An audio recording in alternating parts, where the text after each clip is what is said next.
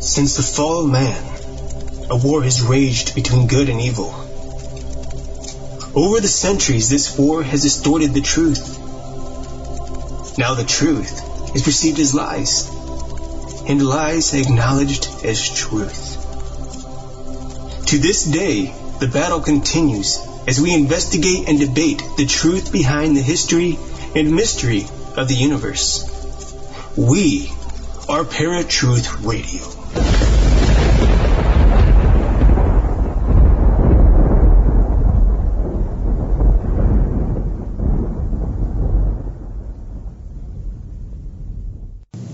Much like a box of chocolate, ghost hunters around the world come in a wide variety, each with their own protocols, rules, beliefs, and opinions.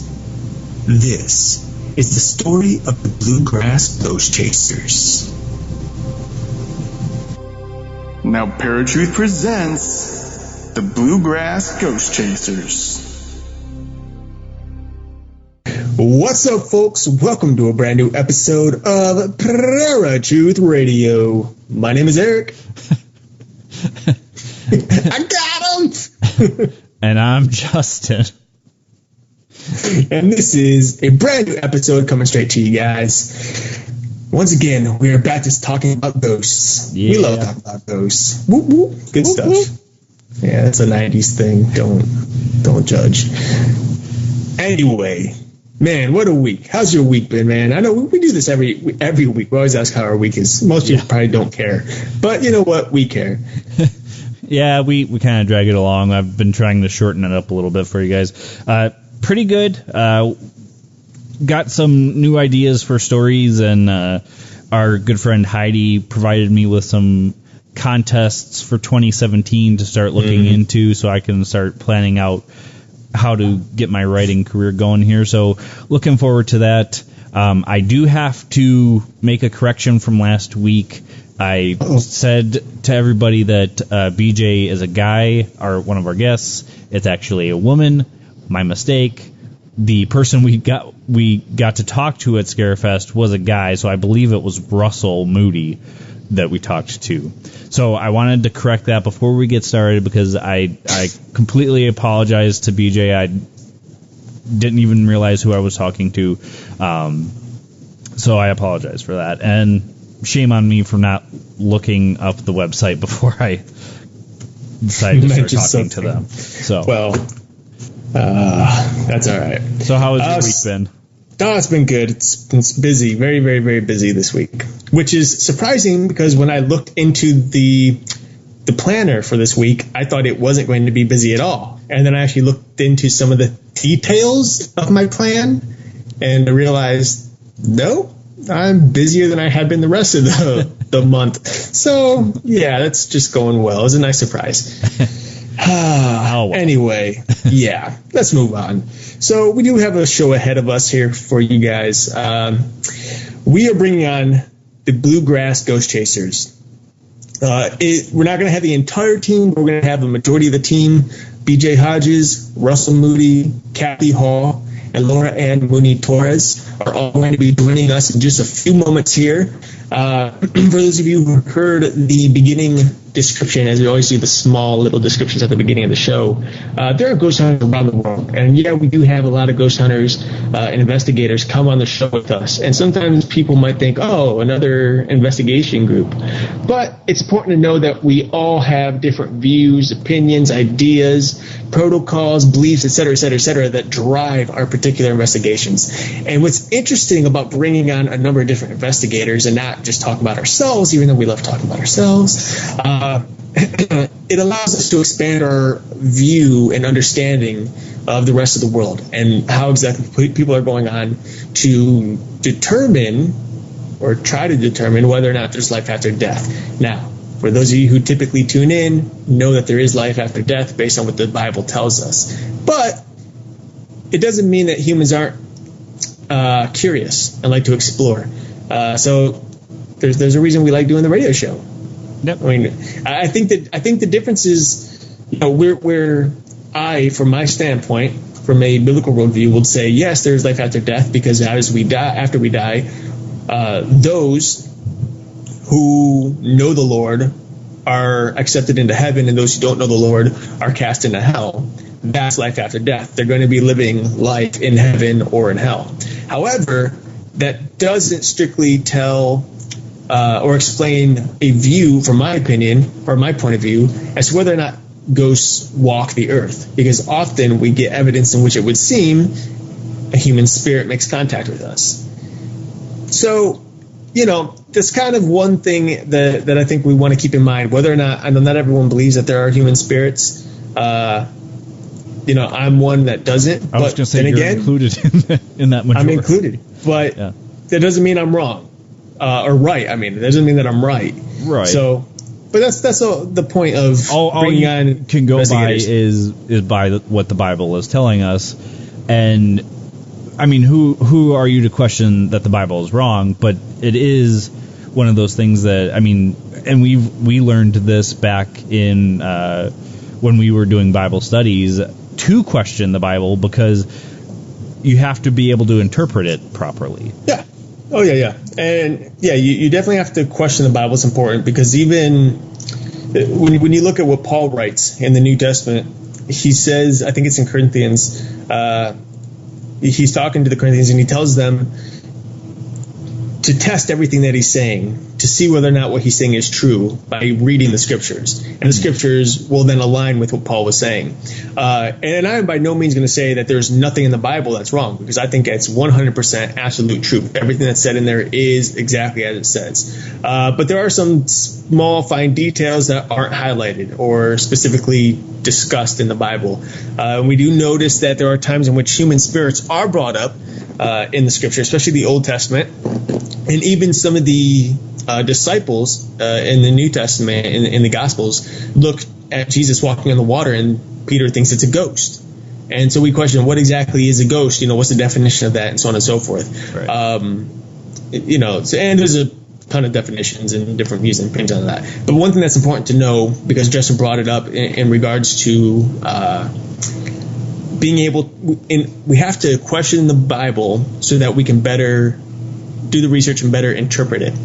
One thing that's important to know, because a lot of people will disagree with me on this too, there is actually only one interpretation of the Bible. There's so many people who have a number of different views for the same passage, and it really means this or it means that or this or that. No, there's actually only one particular interpretation for everything in the scripture.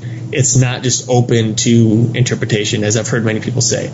But we'll get into that on another day, because we do have guests waiting for us on the other line. So, but that's something I want you guys to think about and maybe do a little research into. What exactly, or how exactly do you know what the right interpretation is compared to the wrong interpretation? Right. So, but without further ado, as I said, we do have the Bluegrass Goat Chasers with us. So let's go to the phones and welcome BJ Hodges, Russell Moody, Kathy Hall, Laura Ann Mooney Torres, the team of Bluegrass Ghost Chasers. All right, what's up, guys? Welcome to the show. Thank you for having us. So before we go ahead and jump right into the team, I want to take a moment to step back and get to better know each of you individually. So, BJ, let's begin with you. What exactly sparked your interest in the paranormal? Well, I'm sure you probably get this with a lot of people. I grew up in a haunted house, a very active haunted house, and it's always sparked. I mean, it's always been a part of my life as far as I can remember, and it's just always fascinated me. Okay. Russell, what about you? Well, I've always sort of haunted houses, but it's more like on the Halloween side of haunted houses. I'm a big Halloween fan. And, me too, by the way. It's my favorite holiday. Yeah, mine too. And it just grew into wanting to learn more about the paranormal. I would have to say that in the group, I'm probably one of the more skeptical ones. Okay. Just because I haven't had that, that one, I guess, true experience that most people are looking for. But that's what I'm looking for. I want to have that experience to just for my own personal reasons. Mm-hmm. Yeah, we hear that a lot, I think, when we have investigators on, people who are just skeptical and interested to see whether or not there really is something out there lurking in the shadows, if you will.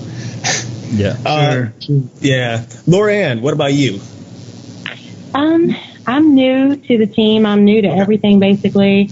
I did have an experience when I was younger, and it sparked my interest in the paranormal. And I'm kind of along the same lines as Russell in that I haven't really had my first true experience, and I'm out there just looking into, what is out there? What is this that's unexplained? Learning the history of things. I'm all about learning about things and getting that first experience. Mm-hmm. Okay. All right, so now that we've got everybody introduced, I was looking at your guys' website, and you guys have been a lot of places. BJ, I wanted to ask you this. In all of your time doing paranormal research, what has been your most favorite area or location, I guess is the better word, to do the investigation at? Well, actually, I can't just pick one in particular. I've enjoyed going to Ohio State Reformatory. A place that we would like to go to because we're from Cleveland, Ohio, actually. We will keep you in mind because we have an upcoming investigation up there. It'll be for next year. We haven't set a date yet. We will keep you in mind because we're always looking for extra bodies. Okay, that sounds good. Now, Waverly, I used to help with the tours and the overnight security down there, so that's kind of a favorite place for me, too. Okay. And there's a new place. I don't know if y'all have heard about it, but Raw's Opera House. Mm-hmm. It's in Cynthiana. Oh, yeah, I don't think I've heard of that one. Now, to look at it, you'll think, it's a little hole-in-the-wall place, but the history, and we have gotten, a little bit of evidence up there, and it's just a great place to go. Okay. Mm-hmm. And that's where we're going to be doing, we're a part of the national ghost hunting experience that they're doing, that they're podcasting, and we're going to be a part of that this year. Oh, neat. So, and we're going to be going from up there. Okay. Now, when it comes to your group, I noticed that you have different services. You individuals and families and businesses, but you also seem to go off and do your own thing and just hang out at abandoned places, and do investigations. So, is there one that you tend to focus on more, like helping families and stuff? Or yes. Okay. Yeah, we, there's a lot of people, they've got a lot of, I call them notches in the bedpost, and, I watch my language, a crap and giggle place, I guess you'd call it. Now, that's all good and fine, but I'm here mainly for, the average everyday person that's coming to me, look, I think I've got something in my house, or something's happening to my child. And if they mention they've got a child, well, I drop everything and go. It's automatic. But I'm for just, people that come up to say, I think I've got something in my house. Can you come look at it? Try to give them a peace of mind and either find their problem. Because when we go in, we go look for the normal before we look for the paranormal. And before I opened up to having a group, it used to be myself and Tim Wise. It was just the two of us. And we would go out and do these investigations. And we would also take a toolbox with us. Because a lot of the things that they would think that was paranormal could be fixed. And we would fix it for them as long as it wasn't like electrical or stuff like that. Then we would say, look, you need to, get a hold of an electrician, or you need to get a hold of somebody to get that squirrel out of your attic because you're hearing that thing run around and it's babies. But I'm here, I'm here for the actual public. If they need us, then we're there. But, the other stuff is nice. It's kind of like I said, a crap and giggle, give you a break, get you, get out and, try out new equipment and see how it's going to work and, stuff like that. Right. All right, now, folks. But like I was saying, I've had a case, I had it down in Bardstown. I cannot mention any names because all my cases are confidential. All right, absolutely. Now, that was, a case where actually we came up against it. I would want to say, because of the way it reacted, that it was somewhat on the demonic side, but it was attacking a 2-year-old child. I'd never seen bite marks on. I mean, it wasn't human, it wasn't an animal. And the first thing when we went into, I kind of thought, well, this is a child abuse case. Right. And I got to looking at the child's torso, and I noticed the bite marks, and I made everybody down there. I said, roll your sleeve up and put your bite impression on your arm. I want to see it. And they done it, and none of it matched. Like I said, it wasn't human, and it wasn't an animal. So, but that was a successful case, and it all. I actually had a happy ending on that one. Good. All right, folks, we're going to go to our first break here. You're listening to Paratruth Radio right here on the Paratruth Radio Network. We are talking to the Bluegrass Ghost Chasers. We will be right back after Eric's Random Fact of the Day. Now, Eric's Random Fact of the Day. Did you know that drinking coffee was once punishable by death? According to NPR.org, coffee drinkers of the 17th century Turkey had to drink coffee in secret due to a law that punished such an act by death. Sultan Murad IV, a ruler of the Ottoman Empire, hated coffee so much that he would sometimes dress himself up as a commoner and stalk the streets of Istanbul with a 100-pound broadsword. Anyone that he found drinking the black elixir would suddenly be decapitated for their crime.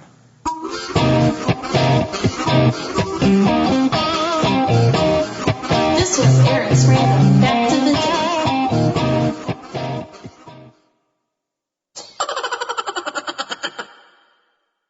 Day. All right, folks, welcome back to Paratruth Radio. My name is Justin. And I'm Eric. And we've been talking to the Bluegrass Ghost Chasers. I wanted to welcome Kathy Hall to the show. She was just able to get on just now. So, Kathy, welcome to Paratruth Radio. Thank you. And since everybody else got to tell their story a little bit, why don't you tell us a little bit about how you got into the paranormal community? Well, I've always been a believer of it. Believer/terrified, want to know more. And I've been actively investigating for about 10 years now. Okay. And have been with Bluegrass Ghost Chasers 4 years, BJ? 5. Okay, 5. Sorry. Time flies when you're having fun. Right. Yeah. Well, one question that I actually probably should have started out with is, BJ, what made you decide to start the Bluegrass Ghost Chasers?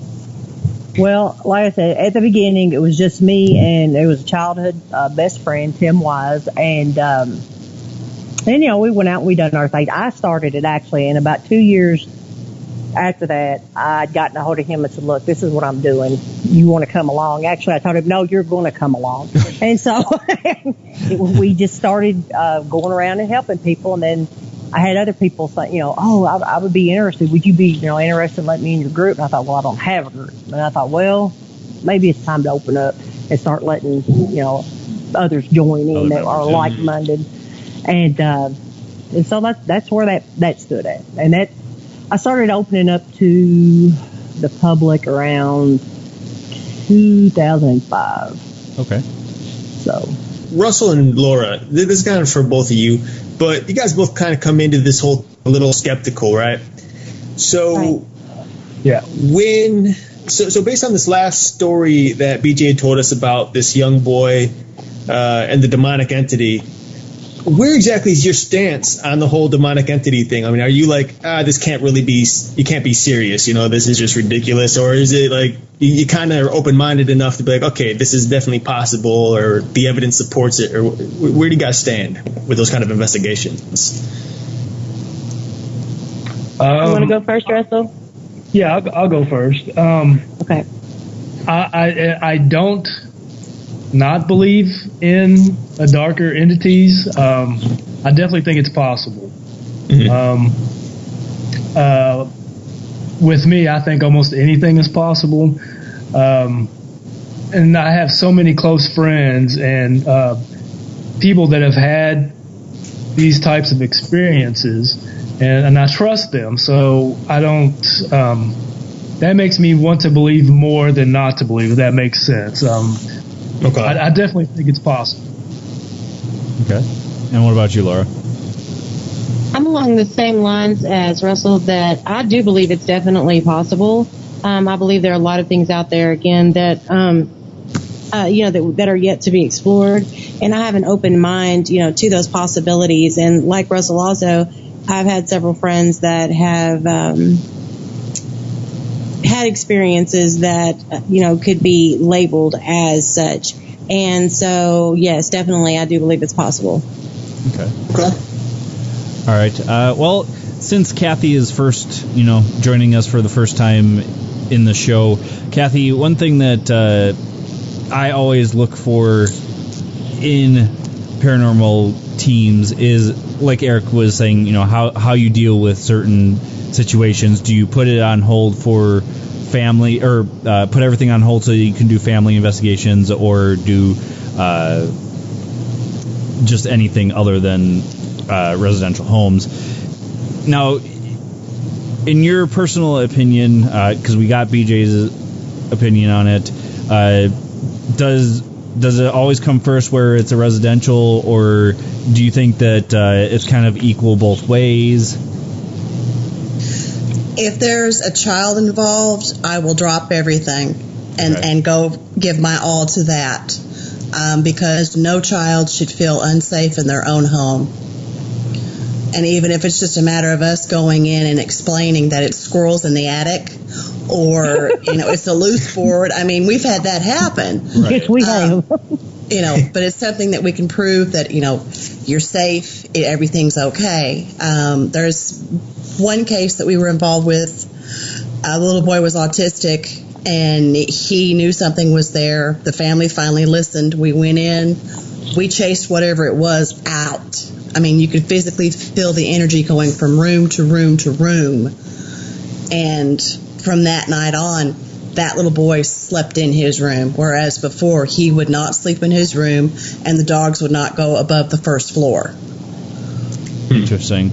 So when there's a child involved, I'm a mother, I'm a grandmother now. If there's a baby involved, I'm gathering up my purse and trying to go out the door while I'm still on the phone getting initial information. Okay. All right. Well, and the reason I ask that is because I want to see if everybody is on the same page, because there are teams that everybody has a different agenda, and then that's when things start pulling and the team doesn't work together very well. So it's very interesting that everybody has that same perspective on your guys' teams, which is awesome. Yeah, I'm kind of a stickler when it comes to that. We go, and a lot of people say that I kind of go to the extremes with it, because we go through a process as if you are applying for a job. Mm-hmm. You are on probation for 6 months, and there's a very strict set of guidelines you have to go by while you're on this probation, because if you don't cut it, after 6 months, I'll cut you. Goodbye. Okay. I mean, I know that sounds kind of harsh, but I'm here to help people. I'm not here to, I got to have people that I can depend on and rely on. Right. We even have members go through background checks, because, we are going into private homes. Yep. And we want to know that we trust our team members. Yep. Awesome. And, a lot of people think that's extreme, but I don't. Right. Justin and I can respect your view on doing background checks and how in depth you go into bringing on new members of your team. Back when we had the Night Stalkers Paranormal Society, we used to do the same thing. We'd have people fill out applications and write in what drugs they were on, if they're on any medications whatsoever, different belief systems, because depending on the belief system, it can affect haunting, et cetera, et cetera. So we went through the same process. So it's actually pretty cool to hear that you guys have done it too, because there's a lot of people out there, investigators, who will just bring on anybody and everybody, and then they end up losing their credentials because people start faking evidence, et cetera, et cetera. So in this field, In this field, your reputation is everything. Right. Yep. Oh, yeah, absolutely. One thing I wanted to bring up, because it just kind of caught my attention, Kathy, and anyone can answer, but you had mentioned that in the one investigation, you guys kind of chased this entity from room to room until you chased it out. How exactly did you go about chasing it out? Was it more of just asking questions and it fleeing, or do you guys tend to get into some of the more, what's the word, like smudging and et cetera, things that... Yes, to all of the above. Okay. But in this instance, We prayed. we prayed. We're an eclectic group, and we took the homeowners inside and said, look, we're going to pack up our stuff and leave. We don't live here, but you have got to reclaim your space. And they went from room to room saying the Lord's Prayer and telling whatever it was that it needed to get out. And we stood in the background, and we were praying and chanting and doing what we do, and it was incredible. It was. When we got to the bottom of the stairs and threw open the front door, the dogs chased whatever it was out. Yep, that's true. And I was just standing there with my chin on the ground because I've never had animals interact that much. They're usually just kind of like cowering in the background, or a cat, like, hey, how you doing? Leave me alone. I'm a cat. But the dogs did. We threw open the front door, the dogs barking and chasing it out. So we try to approach everything differently depending on the situation, depending on the client. We try to, I guess, mold our approach to whatever they're comfortable with. If that makes sense. We tell everybody we are an eclectic group when it comes as far as background beliefs. And if they're not comfortable with that, then we'll try to find them something else they're more comfortable with. But we're all about the family, helping anybody that we can. All right. Well, I think it's pretty awesome that you guys, got to the point with this particular case where you actually just started praying to get it out, because from Eric's perspective, that is how you get rid of these things from people's homes. And it's actually something I think we started doing towards the end, because we did have a case actually where we were dealing with residents, and it had a child, and it was based all around this child. This child was seeing this entity that was like, I don't know, what was it, like a bad cartoon or something, Eric, that he was basing it on? Yeah, something like that. So some kind of Muppet type thing. Yeah. So it was interesting. We never picked anything up. We never caught any high EMF, anything like that. It could have been that the child was just, his imagination was going wild. But it was pretty consistent that he was having these problems quite often. So one question that I had for any of you guys can chime in on this. Why do you think that in a lot of cases where it involves children, it's surrounded, the activity is surrounded around the child, not just the entire family or the entire house? Well, a child has a very innocent mind. A child has not been programmed that there is no such thing as. Once you get a certain age, we're all programmed, there's no such thing. There's no such thing.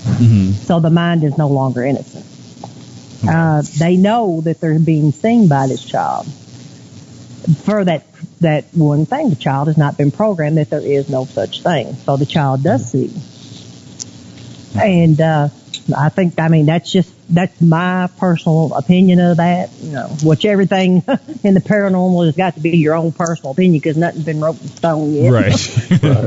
So, what about the rest of you guys?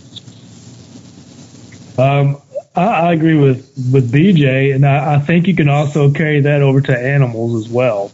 Yep.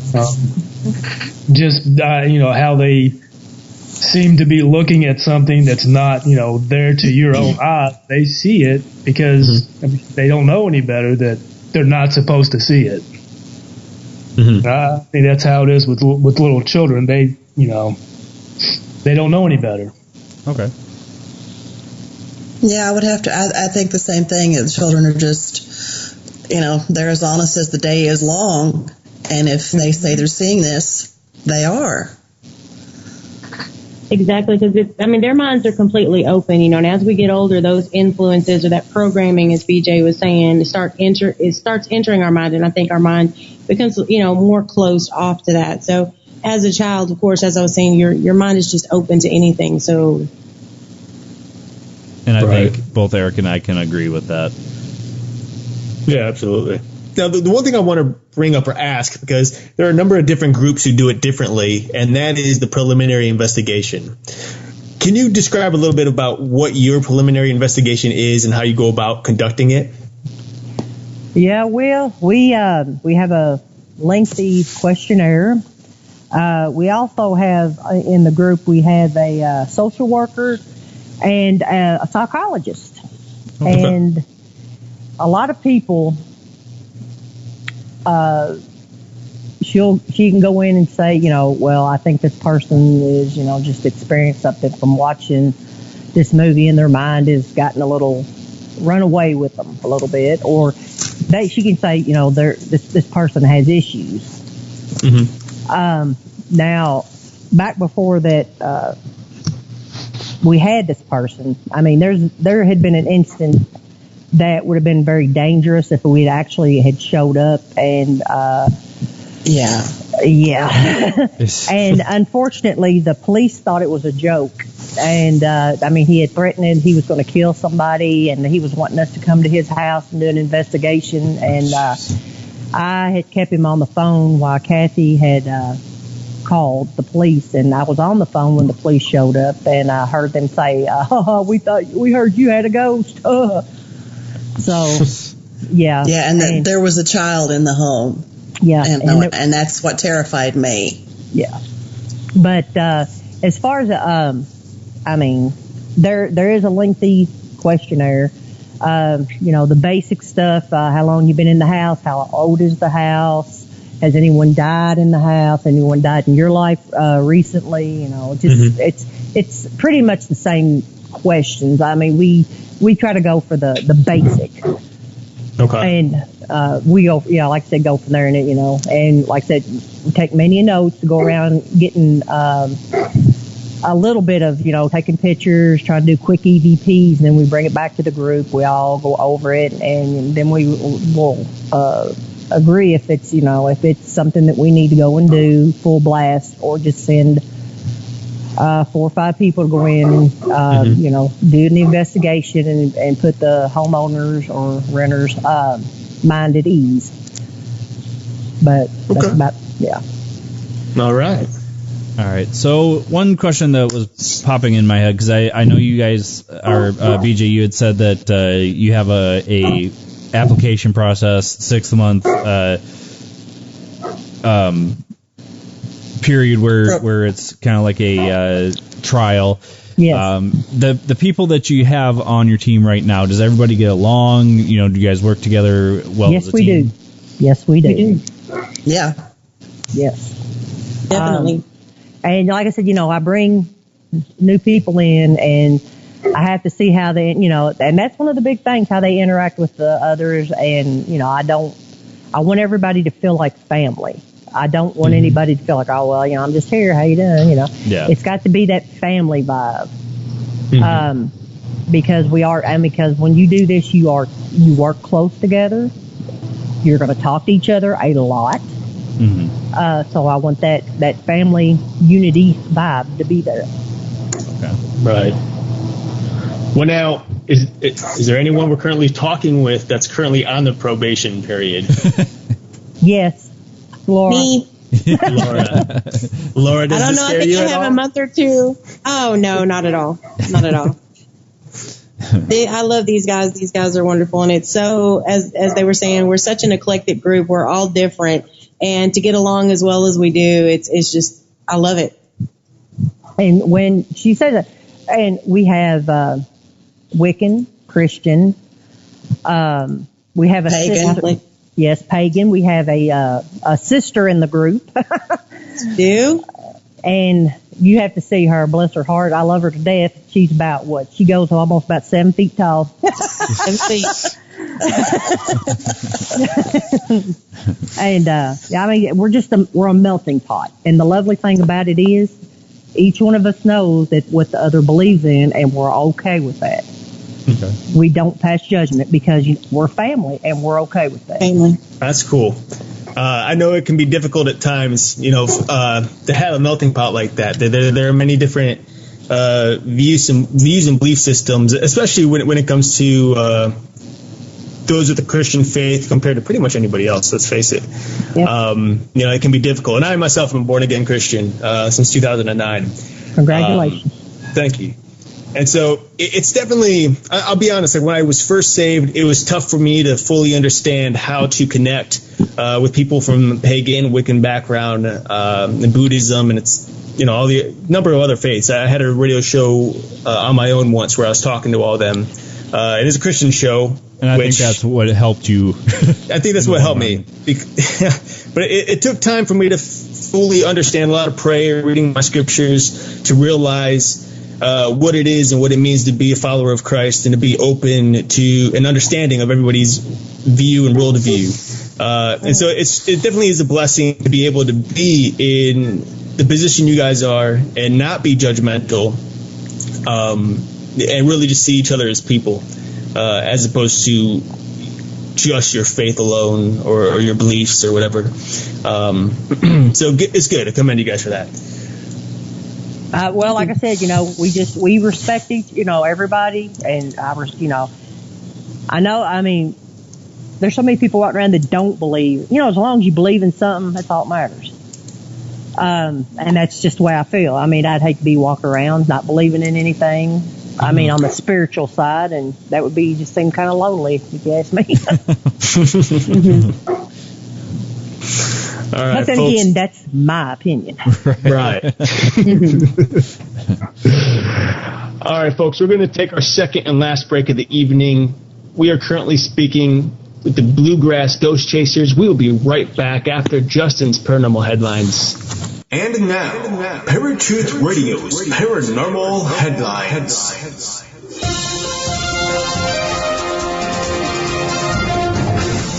How's it going, Parafans? Justin here with your Paranormal Headlines, and these headlines are from unexplainedmysteries.com. Police helicopter films UFO on thermal camera. Thermal footage of a strange object flying over the Bristol Channel in the UK has been uploaded online. Recorded on Saturday by a police helicopter flying over the channel around 9:30 p.m., the object was reportedly invisible to the naked eye and could only be seen through an infrared camera. Circular in shape, the object appeared to be flying against the wind despite possessing no apparent means of propulsion, and local air traffic control reported that it hadn't picked anything up. South Wales police were in fact so perplexed by the sighting that they posted the video on Twitter to ask the general public for suggestions as to what it might have been. It's difficult to judge the size, but we filmed it for just over 7 minutes, they wrote. SpaceX plans to send humans to Mars by 2022. Elon Musk has outlined his extraordinary ambitious plans to make mankind an interplanetary species. Speaking at the International Astronautical Congress in Guadalajara, Mexico this week, the SpaceX CEO suggested that a manned mission to Mars could happen within as little as 6 years. What I really want to try to achieve here is to make Mars seem possible, like it's something we can achieve in our lifetimes, he told the audience. To this end, Musk outlined the design and development of a new multi-stage launch and transport system with a massive reusable rocket booster that could be as long as 2 Boeing 747 aircrafts. Capable of carrying up to 100 people, this gargantuan booster could be refueled in orbit and may eventually even be able to travel beyond Mars to other worlds such as Jupiter and Saturn. Musk also suggested that the first ship should be named Heart of Gold as a tribute to Douglas Adams' science fiction novel The Hitchhiker's Guide to the Galaxy. While questions still remain about the cost and technological feasibility of sending humans to Mars so soon, the plans have been generally well received elsewhere in the scientific community. NASA applauds all those who want to take the next giant leap and advance the journeys to Mars, NASA said in a statement. We are very pleased that the global community is working to meet the challenge of a sustainable human presence on Mars. This journey will require the best and the brightest minds from government and industry, and the fact that Mars is a major topic of discussion is very encouraging. And this has been Justin with your Paranormal Headlines. This was a segment of Paratruth Radio's Paranormal Headlines.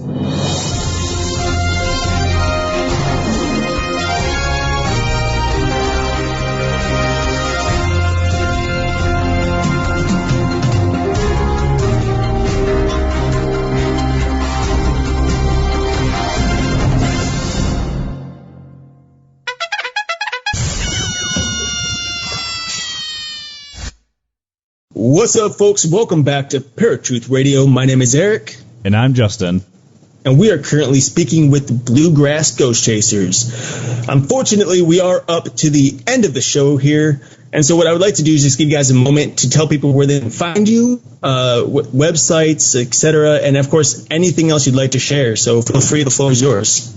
Okay. Well, to look for us, you can go to bluegrassghostchasers.net or .com.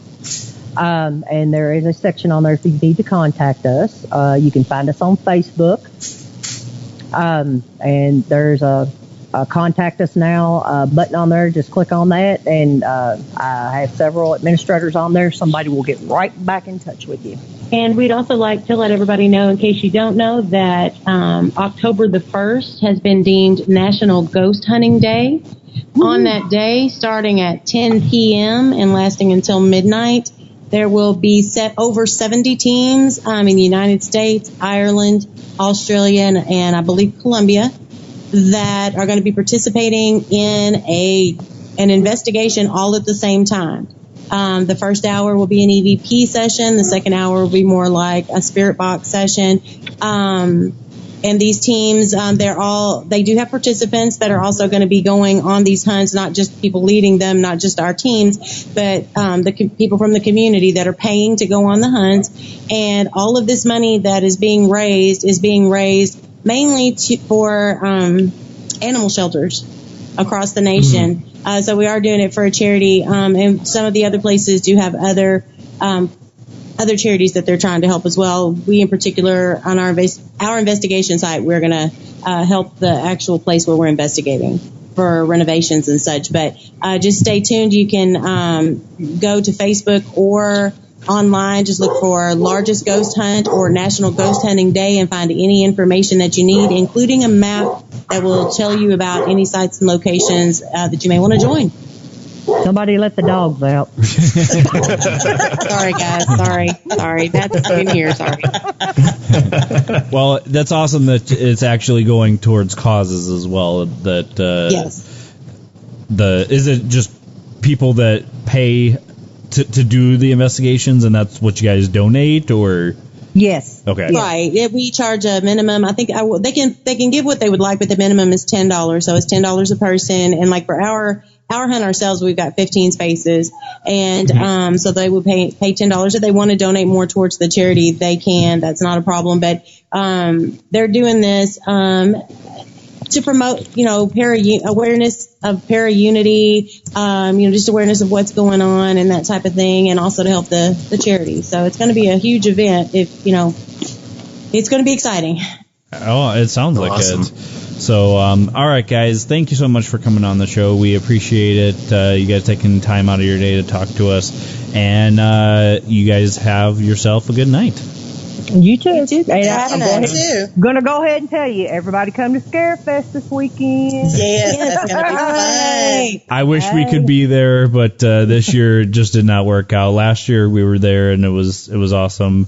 So I will definitely have to get in touch with you guys and ask how it went, because I really wanted to go, but it did not work out that way. Okay, well, sounds good. All right, Definitely. guys, have a good night. You too. Thank you. Bye-bye. Bye-bye. All right, folks. That was BJ Hodges, Russell Moody, Laura Ann Mooney Torres, and Kathy Hall from the Bluegrass Ghost Chasers. I hope you guys enjoyed the interview. It was enlightening. Yeah. They're actually a very nice set of people. Yeah. I'm sorry, folks. That sounded kind of sarcastic, didn't it? Like the way I said that. Like I thought about it. I was like, wait, the way I said that came off wrong. Oh, Eric, be sarcastic. Be sarcastic? Never. No, I did not mean it to come off that way. I'm sorry, guys. No, it really was cool. It's nice to see or meet a group or a team that kind of similar to the way you and I had done them in regards to the application system and the probation thing and the preliminary investigation, which I know you and I never really did the preliminary before going, unless it was over the phone. Right. But there have been times where we had to do the preliminary the same day that we were doing the investigation based on scheduled things and just the I don't want to say emergency, but just the way things worked out. Well, like the case that I was talking about where it was the child involved, we had actually taken that case for another team because they're like, we're kind of booked up. Would you be able to do this? Here's what's going on. So they kind of gave us the rundown as a preliminary sort of a thing. So that's kind of where it worked out there. I think most of our location stuff, we had either teamed up with other teams or they had been like, look, we're really busy. We know you guys are a very respectable group. We want to give it to you. So we kind of got the rundown there. I think the one that we actually did a preliminary before going in was the bar, and then we did the exit investigation where we told them what we found. Right. So it was awesome that that a lot of paranormal teams that are going into residences, if there's a child involved especially, are dropping everything and be like, okay, you know what, whatever investigations we had planned, we need to get to this one because there's a child involved. And I think that's really respectful. Right. Yeah, absolutely. And of course there were things that, that we totally agreed with that we have already mentioned.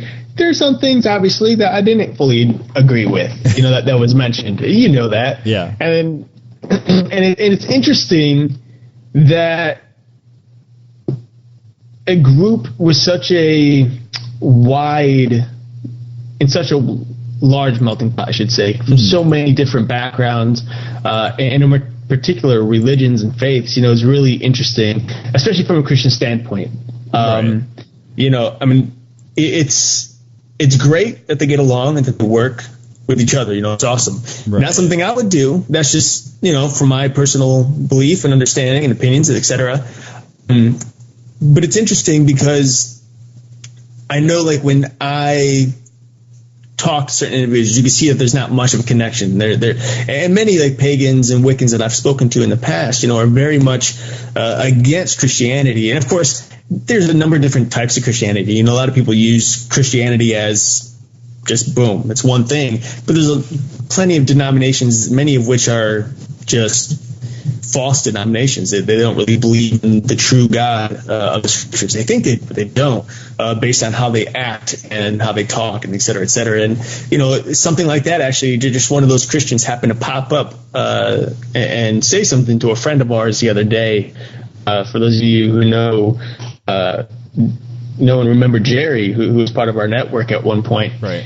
So it's tough to see when people who are supposed to be brothers and sisters in Christ come forth and cut you down for a show that you're doing, or cutting down a sister for something she no longer practices, but telling her she's going to burn in hell for it. And it's like these Christians don't read the context. They don't take the time to listen to the show or to read the headline or the synopsis. They just are quick to cut the throat and boom. So it's really quite sad.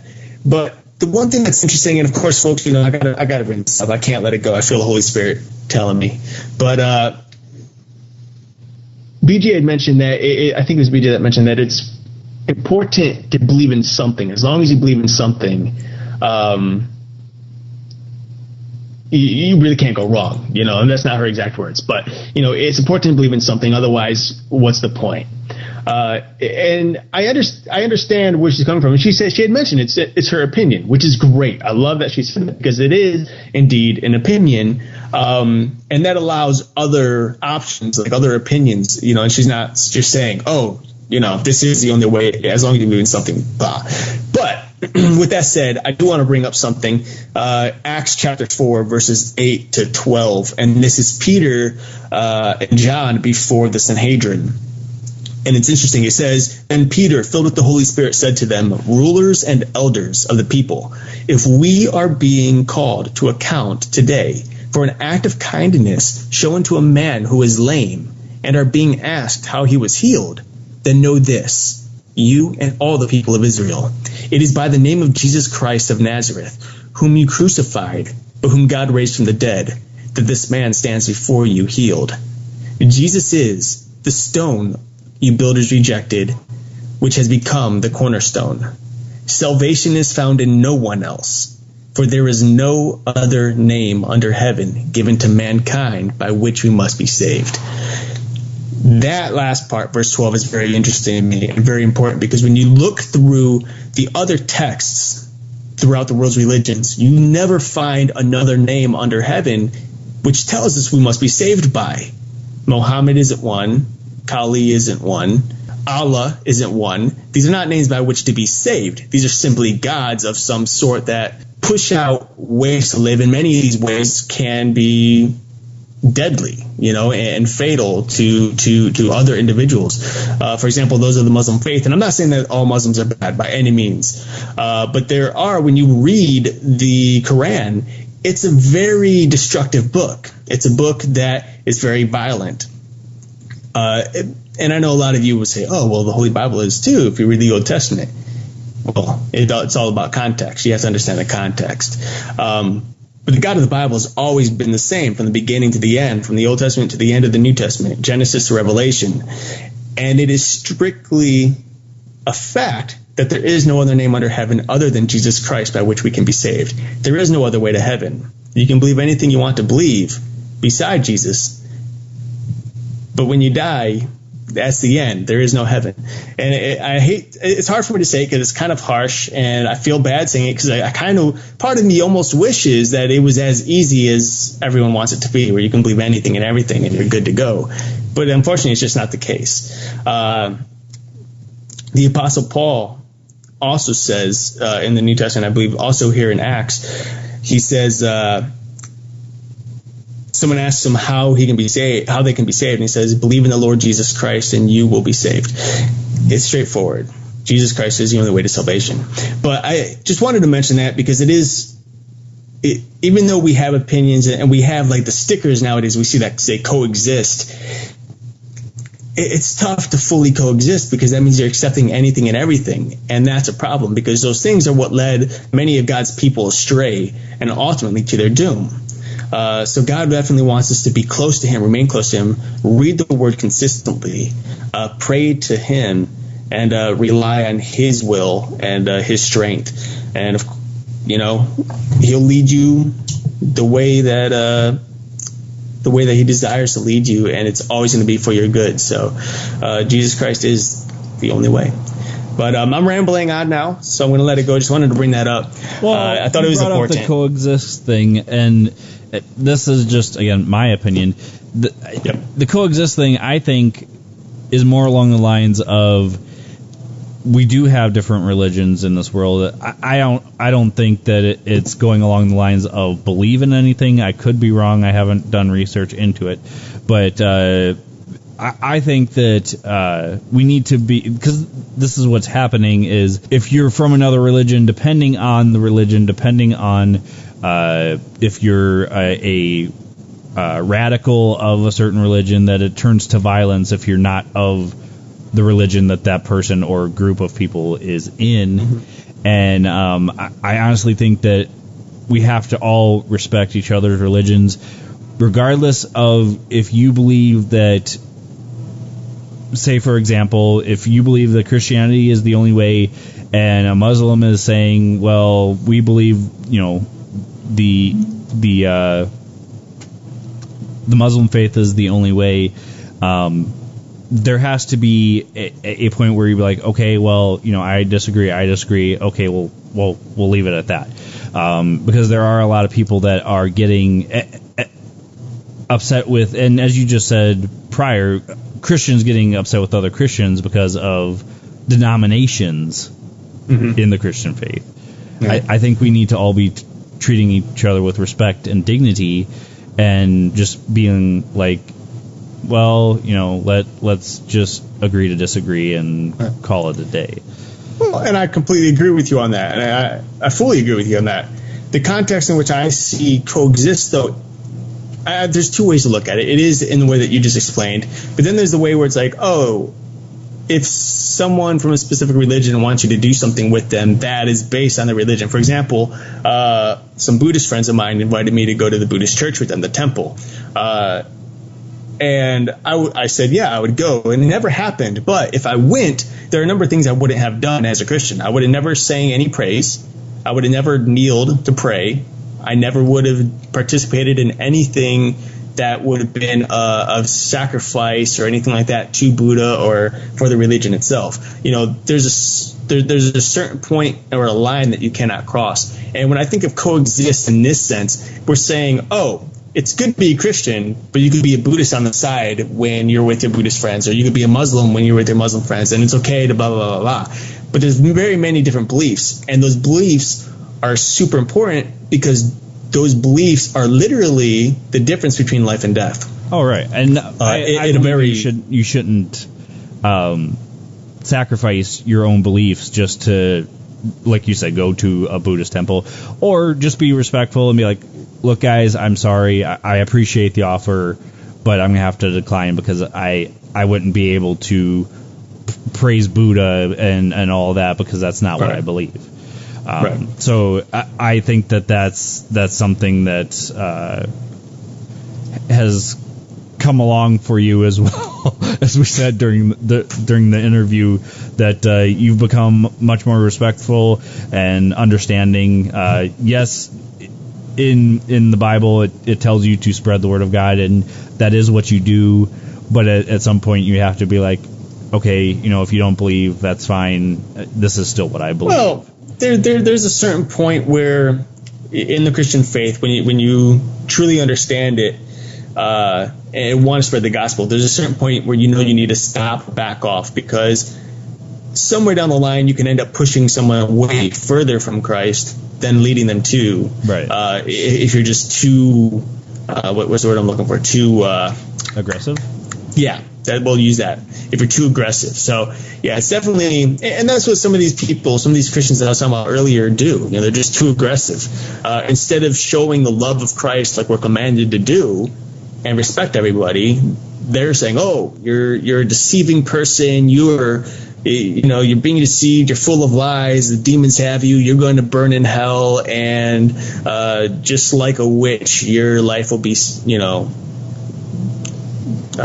destroyed, basically, according to the Old Testament. And it's like, no, that's not how you lead people to Christ. You don't go and tell people you're going to die. I mean, yeah, there's certain times where you can say that, but usually if it's like, it's usually something the Holy Spirit will lead you to do. Because at those moments, people are actually like, I heard him. We're going to die if we keep doing this, or, whatever. But it doesn't, for the most people, that doesn't work. You got to be very calm, very, take your time, be cautious, don't push too hard, and just pray. Prayer is the biggest thing of all. Well, and I think that's why I like the way that Heidi and Scott approach things, because they approach it as, Christianity has become a religion, but religion is what is causing so much dissent because there are so many different types of religion. Yeah, and when you read the scriptures, Jesus doesn't say anything about religion or having a religion. He talks about having a relationship with him, which is the big difference between certain denominations and others.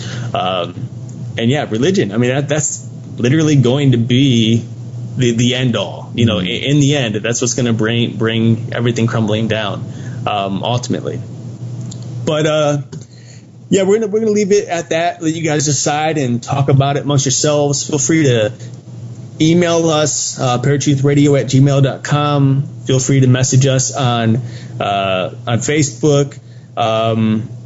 This past week we got a couple of people to message us on Facebook. By the way, they just decided to share their opinion of our show and tell us how much they love the show and that they listen to the old ones and the new ones. Guys, we love when you guys do that. Thank you so much for letting us know of your thoughts. For those of you who want to send us negative messages, feel free to do so. It's all right. We're open to any and all messages, positive or negative. So feel free. But for the time being, until next week, I hope you all have a wonderful weekend. Do you have anything else to say or mention? Next week, we will be talking about Slender Man and Cthulhu, and we're actually bringing on Scott and Heidi from Talk Supernatural to talk with us about it, because they have done a lot of. No. All right, John Cena. They have done a lot of research into the Slender Man, especially a specific case that happened in Wisconsin. Yeah, until next week, guys, where you will find us same time, same channel. My name is Justin.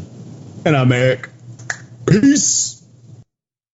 If you enjoyed this episode of Paratruth Radio and you would like to listen to it again, or are interested in listening to any of our past episodes, then you can listen to them on HD at our website, paratruthradio.com.